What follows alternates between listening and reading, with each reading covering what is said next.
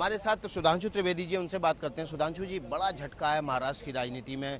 वो आपका किसान नेता थे, आपके महाराष्ट्र के बड़े ग्रामीण चेहरा थे, बड़े ओबीसी लीडर थे और माना जा रहा था कि वो मुख्यमंत्री पद के दावेदार भी होंगे जब विधानसभा चुनाव होंगे। तो बड़ा नुकसान हुआ है महाराष्ट्र में बीजेपी को।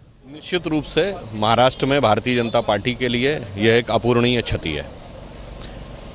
वो भारतीय जनता पार्टी के शीर्ष नेताओं में से एक थे।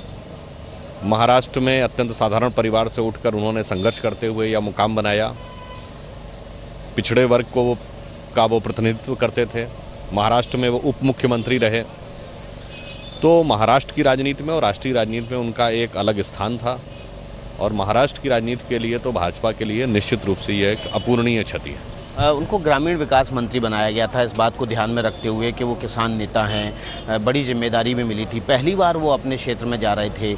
किस वक्त आपको ये खबर मिली कि उनका एक्सीडेंट हुआ है और उनकी हालत गंभीर है या उनकी मौत हो चुकी है? देखिए, सुबेरे 8 बज के कुछ मिनट पर एक हमारे कार्यकर्ता का फ़ोन आया और उसने कहा कि इस प्रकार से गोपीनाथ मुंडे जी का एक्सीडेंट हो गया है। तब फिर उसके बाद अन्य कुछ लोगों से फ़ोन पर बातचीत किया। फिर उसके बाद हमने पूनम महाजन से फ़ोन पर बात हुई तो ये जानकारी फिर यहाँ जो एम्स में अपने कार्यकर्ता थे उनसे बात किया तो ये पता चला कि स्थिति काफ़ी नाजुक है। और तकरीबन जब नितिन गडकरी जी ने टीवी पे बोला है उससे थोड़ी देर पहले अंदर के कुछ सूत्रों से यह ज्ञात हो रहा था कि संभवतः उनका निधन हो गया है। तो उससे कुछ मिनट पहले ही हमको ये जानकारी। परिवार के किसी सदस्य से, उनकी पत्नी से, बेटी पंकजा से जो कि विधायक भी हैं, उनसे किसी से बात? मेरी किसी से बात नहीं हो पाई थी। आगे का क्या कार्यक्रम रहने वाला है? अभी शायद बीजेपी कार्यालय ले जाएंगे उनके पार्थिव शरीर को, फिर बीड ले जाएंगे जहां पर विजय रैली रखी गई थी।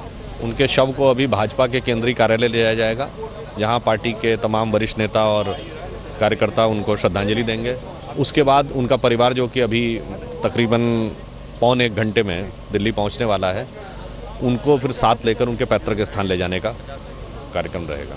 धन्यवाद। सुधांशु त्रिवेदी जी बता रहे हैं कि बहुत सदमा लगा जब उनको इस बात की जानकारी मिली कि उनका एक्सीडेंट हो गया है और जब अंदर से ये खबर आना शुरू हुई कि गोपीनाथ मुंडे जी का निधन भी हो गया है। बता रहे हैं कि महाराष्ट्र के बड़े नेता थे, किसान चेहरा थे पार्टी का, इसके अलावा ओबीसी चेहरा थे और महाराष्ट्र की राजनीति में बड़ी क्षति हुई है बीजेपी को। न केवल देश की राजनीति में बल्कि महाराष्ट्र की राजनीति में बड़ा नुकसान हुआ है बीजेपी को।